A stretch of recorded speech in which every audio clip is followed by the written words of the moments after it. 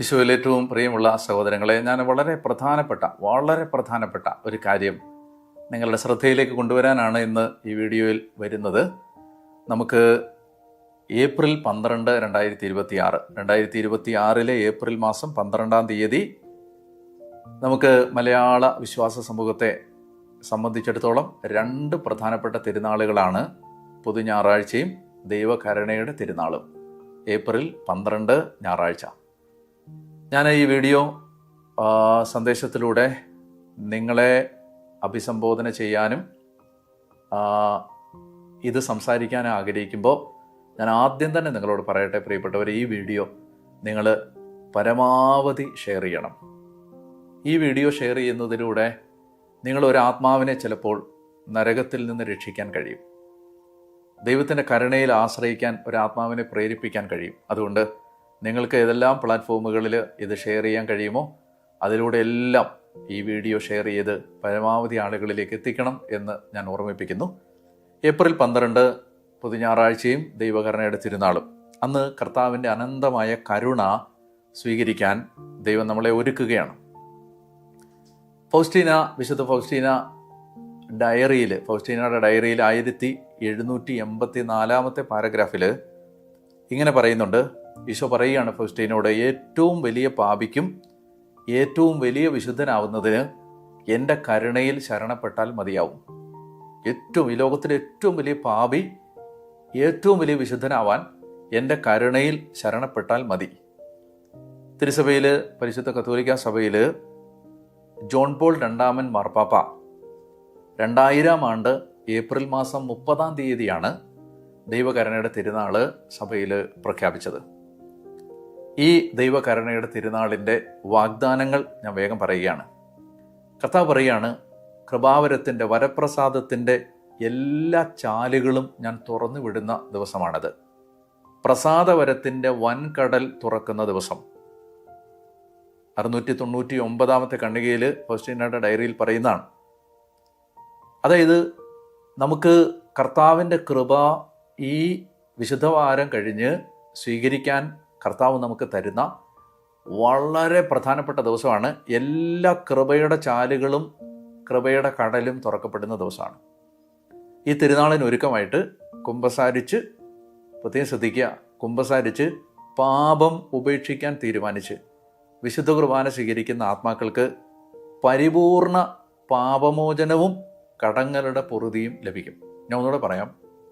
ഈ ദൈവകരുണയുടെ തിരുനാളിന് ഒരുക്കമായിട്ട് കുമ്പസാരിച്ച് പാപം വേണ്ട, ഞാൻ പാപം ചെയ്യില്ല, എനിക്ക് പാപം വേണ്ട, പാപം ഉപേക്ഷിക്കാൻ തീരുമാനിച്ച് പരിശുദ്ധ കുർബാന സ്വീകരിച്ച് പ്രാർത്ഥിക്കുന്ന എല്ലാ ആത്മാക്കൾക്കും ഇന്ന് വരെയുള്ള ജീവിതത്തിലെ സമ്പൂർണ്ണ പാപപരിഹാരവും കടങ്ങളുടെ പൊറുതിയും ലഭിക്കുന്ന ദിവസമാണത്. മാമോദീസായിൽ ലഭിക്കുന്ന കൃപകൾക്ക് തുല്യമാണ് അത് എന്ന് ഈശോ പറഞ്ഞിട്ടുള്ളത് കൊണ്ട് പല ദൈവശാസ്ത്രജ്ഞന്മാരും ഈ തിരുനാളിനെ 2-ാം മാമോദീസ എന്ന് വിളിക്കാം എന്ന് അഭിപ്രായപ്പെട്ടിട്ടുണ്ട്.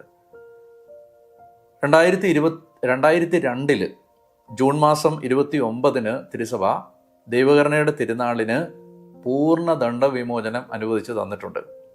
പൂർണ്ണ ദണ്ഡവിമോചനം കിട്ടുന്ന ദിവസമാണ്. ഈ തിരുനാളിന് ഒരുക്കമായിട്ട് ദുഃഖവെള്ളിയാഴ്ച മുതൽ 9 ദിവസത്തേക്ക് ദൈവകരുണയുടെ നൊവേന ചൊല്ലി നമ്മൾ ഒരുങ്ങണം. ദുഃഖവെള്ളിയാഴ്ച മുതൽ 9 ദിവസത്തേക്ക് ദൈവകരുണയുടെ നൊവേന ചൊല്ലി ഒരുങ്ങണം. ഓരോ ദിവസവും ഓരോ ഗണം ആത്മാക്കളെ, ലോകത്തിലെ ആത്മാക്കളെ പല ഗണങ്ങളായി തിരിച്ച് ഓരോ ദിവസവും ഓരോ ഗണം ആത്മാക്കളെ സമർപ്പിച്ചുകൊണ്ടാണ് ഈ നൊവേന ചൊല്ലുന്നത്. ഈ തിരുനാളിൻ്റെ ഏറ്റവും വലിയ പ്രത്യേകത എന്താണെന്ന് പറയട്ടെ.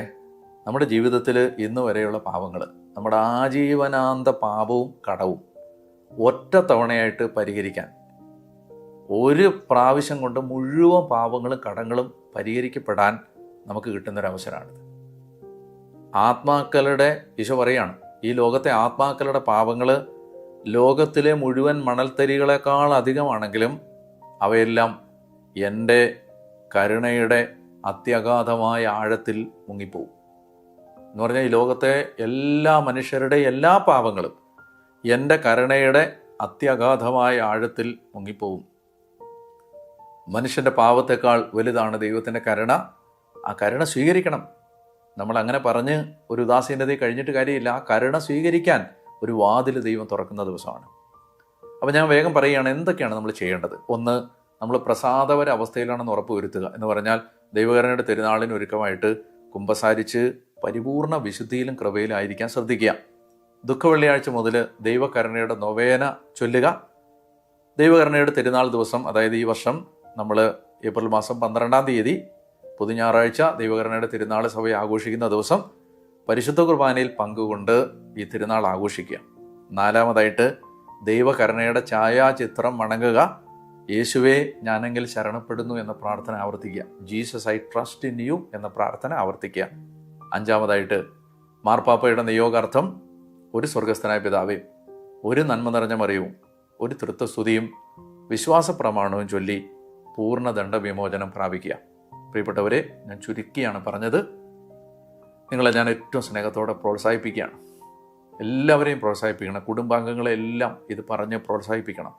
അയൽക്കാരെ, കുടുംബ യൂണിറ്റുകളിലുള്ളവരെ, ഇടവകയിലുള്ളവരെ, ഇടവകയുടെ വാട്സപ്പ് ഗ്രൂപ്പുകളിലെല്ലാം ഈ വീഡിയോ കഴിയുമെങ്കിൽ അയക്കണം. ഇതിപ്പോൾ എൻ്റെ വീഡിയോ തന്നെ അയക്കണമെന്നില്ല. ഈ കാര്യം ആരെങ്കിലും പറയുന്നുണ്ടെങ്കിൽ അവരുടെ വീഡിയോ ഷെയർ ചെയ്തോളുക. ഒറ്റ ഉദ്ദേശം എനിക്കുള്ളൂ, ഇതാര് പറഞ്ഞിട്ടാണെങ്കിലും എല്ലാവരും അറിയണം. പ്രോത്സാഹിപ്പിക്കണം. വൈദികർ ഇടവകളിൽ പ്രോത്സാഹിപ്പിക്കണം.